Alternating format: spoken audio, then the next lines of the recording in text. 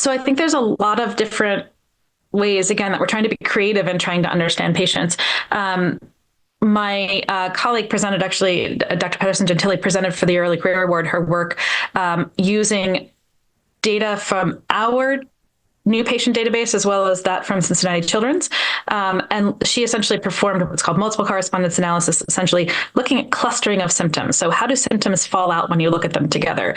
And found sort of that there were some patterns of how the symptoms tend to co-occur and in whom they occur. So again, this is cross-sectional work because it's children who just come in for their new patient visits, but consistent with what we see in clinical care, essentially younger children had fewer symptoms. They might report, for example, vomiting alone, which essentially would meet criteria for the International Classification of Headache Disorders as migraine. Whereas when you get into older ages, children who are teenagers, are more likely to report other things. So they may report dizziness or lightheadedness, things like that, along with the more typical migraine features. So along with things like sensitivity to light and sound.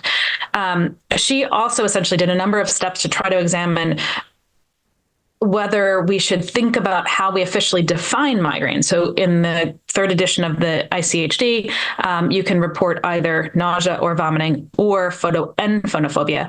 And essentially she argued that when you put together all of the ways that different symptoms can be clustered, that it suggests that we should probably allow it to be either photo or phonophobia. So essentially any one of those.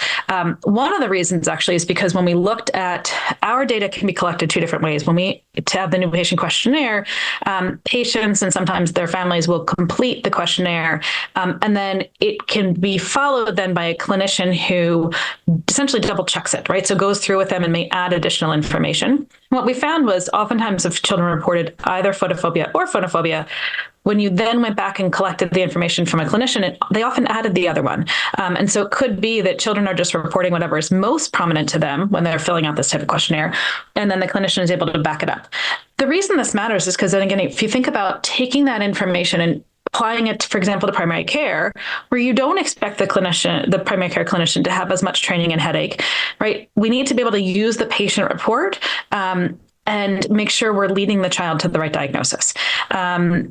Because it would be phenomenal if we could have something that's very easy to implement across primary care, something similar to what ID migraine is for adults, and really nudge things forward and get more children diagnosed and treated earlier to avoid the disability from that.